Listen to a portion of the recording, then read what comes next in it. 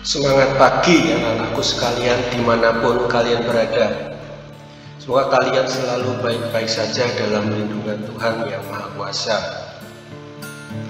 Pada hari ini kita bertemu kembali dalam pelajaran gambar teknik otomotif yang kali ini akan membahas gambar potongan.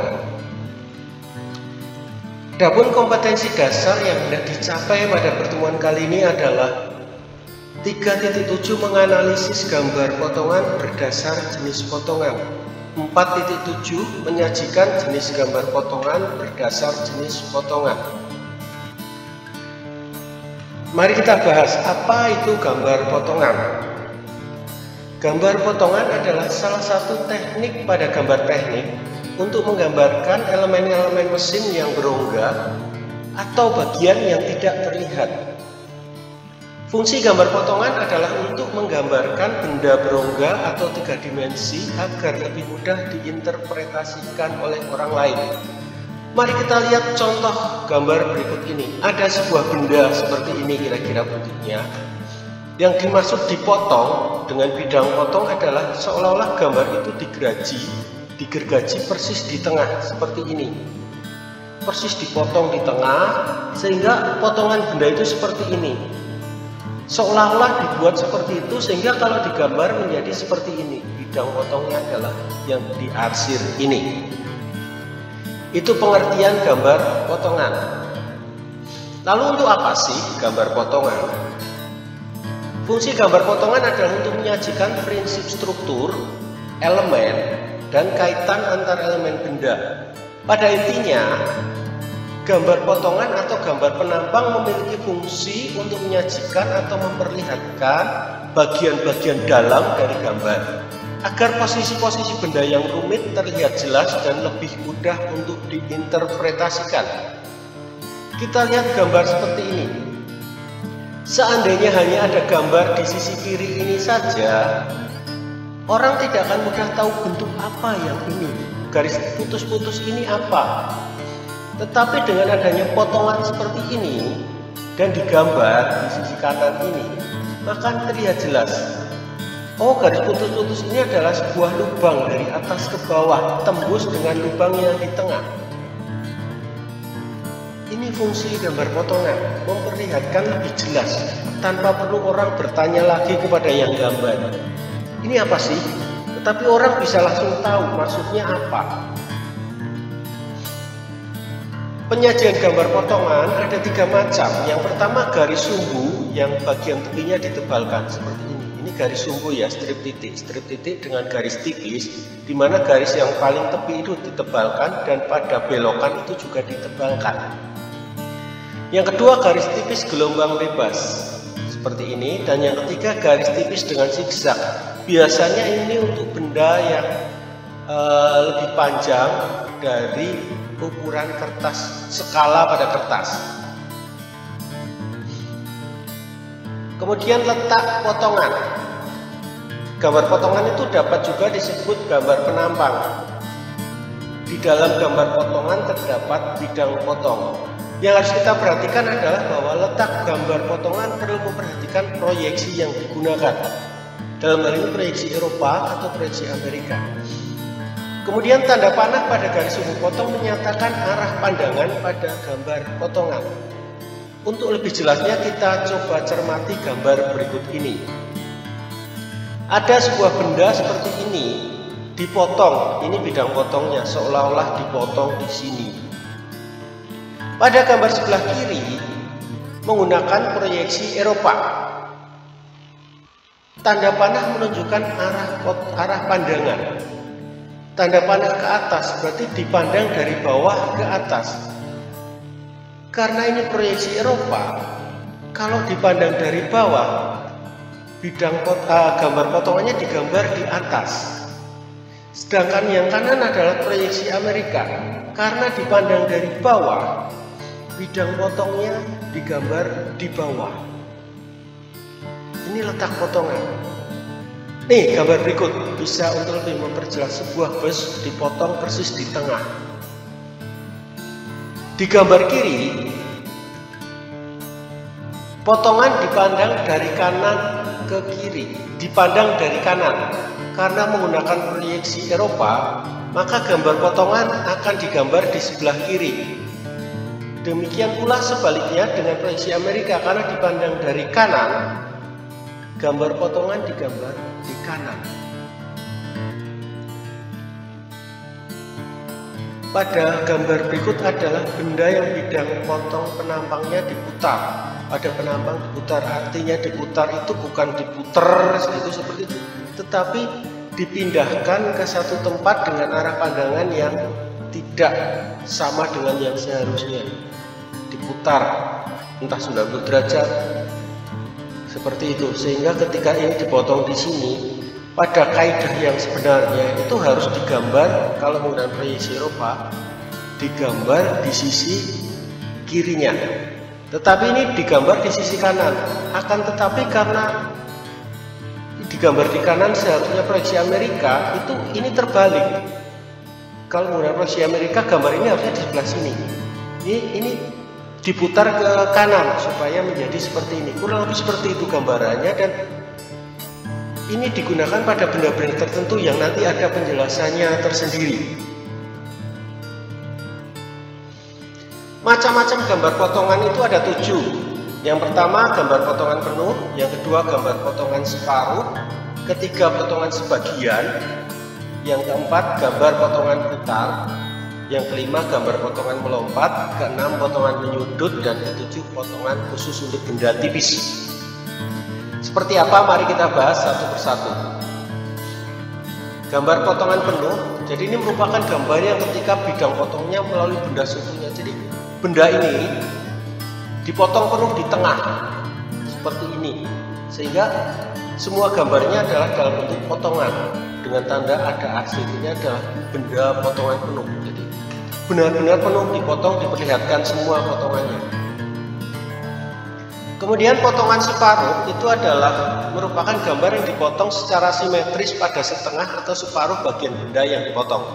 Jadi setengahnya adalah gambar potongan, setengahnya lagi adalah gambar pandangan. Benda 3 dimensi seperti ini, ketika dipotong ingin memperlihatkan bahwa bagian yang kiri ini adalah pandangan yang sebenarnya ketika tidak dipotong. Jadi pandangan dari ini, sisi ini kelihatan benar, sisi ini kelihatan benar dari luar. Dan pada sebelah kanan itu ingin memperlihatkan sisi dalam yang sini, sesuai garis sumbu ini. Bentuk lubang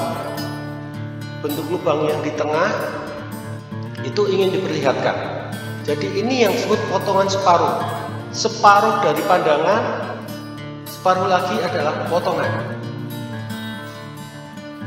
Kemudian potongan sebagian merupakan gambar yang dipotong hanya mungkin sepertiga, seperempat, atau bahkan hanya sebagian kecil dari benda yang akan dilihat. Jadi hanya untuk memperlihatkan bagian tertentu yang harus diperlihatkan. Seperti kalau pandangan ini, gambar ini ada lubang, kalau hanya digambar dari pandangan di luar, itu tidak akan bisa memperlihatkan kedalaman lubang.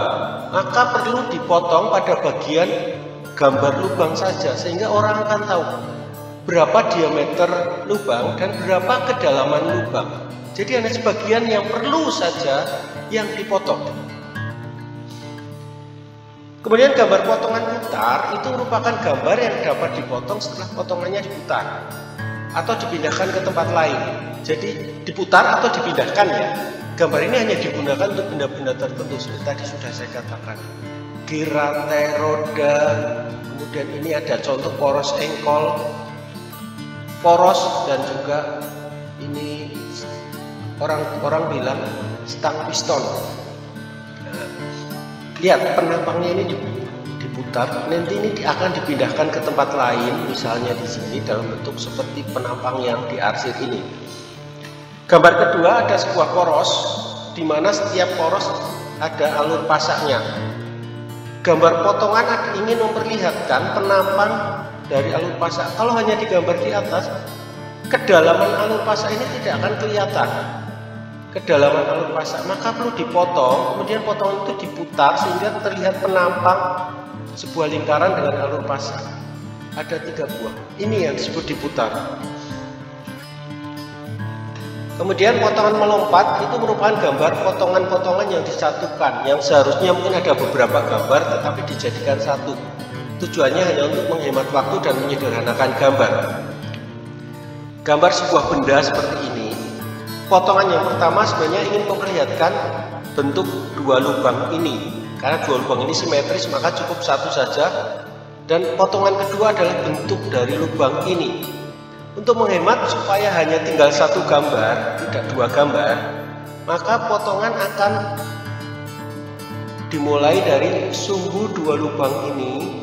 Setelah sumbu dua lubang ini melewati kedua lubang, sumbu itu akan berbelok ke sumbu lubang yang besar. Ini yang disebut melompat, sehingga potongannya itu seperti gambar ini. Lubang ini terlihat, lubang ini juga terlihat. Itu yang melompat, jadi berbelok sesuai dengan kebutuhan, sehingga semua potongan itu bisa ditampilkan dalam satu gambar, tidak perlu ada 2 atau 3 gambar. Dengan catatan bisa diperlihatkan dalam satu gambar. Gambar potongan menyudut, jadi ini merupakan gambar potong yang dapat digambarkan pada dua potong bidang yang saling berpotongan. Salah satu bidang merupakan potongan utama, dan bagian bidang potong yang lain menyudut dengan bidang potong yang pertama. Secara sederhana seperti ini. Ada sebuah gambar flange seperti ini. Ada 4 lubang. Ada sirip. 4 sirip penguat. 4 sirip penguat. Ada 4 sirip penguat. Kita lihat gambar yang lingkaran ini. Potongan utama ingin memperlihatkan lubang. Maka dipotong di tengah sumbu lubang sampai persis di tengah sumbu lingkaran, kemudian berbelok dengan sudut tertentu menyesuaikan sudut sirip, ingin memperlihatkan bentuk siripnya. Seperti itu maksudnya potongan menyudut. Jadi sudutnya ini bebas menyesuaikan bentuk mana yang akan dipotong.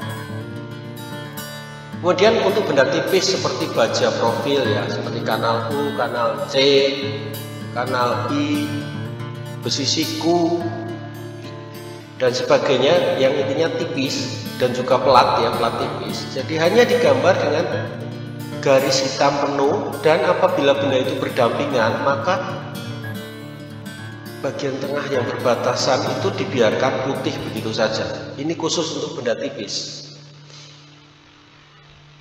Kemudian ada beberapa benda yang tidak boleh dipotong. Contohnya adalah poros dan pasaknya. Bola pejal seperti pada bola-bola pada bearing. Kemudian penatirus, sirip penguat atau rusuk penguat, ruji pada roda-roda seperti ruji pada roda sepeda motor, paku keling, baut, dan cincin atau ring tidak boleh digambar dalam arah, tidak boleh dipotong dalam arah memanjang. Kita simak gambar ini. Ini ada sebuah roda ya, katakan seperti itu, ada bus di tengah atau tromol, kemudian ada ruji penguat. Kalau kita lihat gambar potongannya, bus di tengah atau tromol di tengah ini dipotong dengan tanda bahwa ini diarsir, dan lingkar roda itu juga dipotong dengan gambar diarsir. Tetapi ruji pejal penguat ini tidak diarsir, artinya ini tidak dipotong. Seperti juga gambar ini, ada sirip penguat, sirip tipis penguat. Pada gambar potongan ini persis dipotong di tengah ya. Itu sirip penguat ini tidak diarsir sebagai tanda bahwa ini tidak boleh dipotong. Kemudian dari tadi saya bilang diarsir. Jadi apa sih arsir pada gambar yang sudah dijelaskan di depan? Jadi bidang-bidang bekas potongan itu diberi garis-garis tipis miring dengan aturan tertentu. Nah, garis itu yang disebut arsir. Ketentuan dalam gambar arsir yang pertama adalah digambar sejajar dengan garis tipis itu digambar sejajar dengan sudut kemiringan 45 derajat terhadap garis sumbu atau garis benda. Nih, garis bendanya miring, maka garis arsirnya digambar 45 derajat terhadap garis benda. 45 derajat terhadap garis benda. Gambar ini salah. Bukan salah. Ini adalah sumbunya. Maka garis ini adalah 45 derajat terhadap sumbu, menjadi vertikal. Ketentuan berikutnya adalah dalam satu benda, arah arsir dan jarak garis arsir harus sama. Ini satu benda, katakan sebuah bus, ya busi. Maka ketika dipotong arsiran bagian atas dan bagian bawah itu arahnya sama dan jarak garisnya sama. Bukan seperti ini, atas dan bawah berlawanan arahnya. Ini salah. Ketentuan berikutnya untuk bagian benda yang berdampingan, arah arsir itu berbeda. Kemiringannya berbeda. Seperti ini adalah dua benda yang dirakit jadi satu. Benda pertama arsirnya miring ke kiri, benda kedua arsirnya miring ke kanan. Kemudian untuk bidang yang luas dapat digambarkan arsirnya hanya pada sepanjang garis benda. Benda ini cukup besar, batasnya saat tidak kelihatan ya. Maka arsir itu hanya pada sepanjang garis benda. Tengah itu dibiarkan kosong. Ini untuk khusus benda yang berukuran besar atau luas. Kemudian pada potongan loncat lebih baik garis arsirnya digeser supaya orang lebih mudah memahami bahwa ini potongan yang tidak pada satu tempat, satu garis. Sebenarnya tidak digambar seperti itu pun nggak apa-apa, digambar satu arsiran nggak apa-apa, tetapi hanya untuk melihatkan bahwa sebelah kiri adalah potongan pada sumbu elips, kemudian berbelok ke sebelah kanan adalah pada sumbu lingkaran ini. Jadi potongannya ini berbelok. Maka dilihat arsiran sebelah kiri dan kanan itu arsirnya digeser, tidak nyambung jadi satu. Kemudian apabila terpaksa membuat ukuran pada bidangnya diarsir, maka garis arsir dapat dihilangkan untuk memberi tempat pada penulisan huruf atau angka seperti ini contohnya ya. Terpaksa kita memberi tulisan 50 untuk panjang ini, maka garis arsir ini putus, bersih, di sini tidak ada arsiran pada huruf. Nah, itu anak-anakku sekalian, pertemuan kali ini tentang gambar potongan. Terima kasih atas kebersamaannya dan semoga materi ini bermanfaat buat kalian semua. Tetap semangat.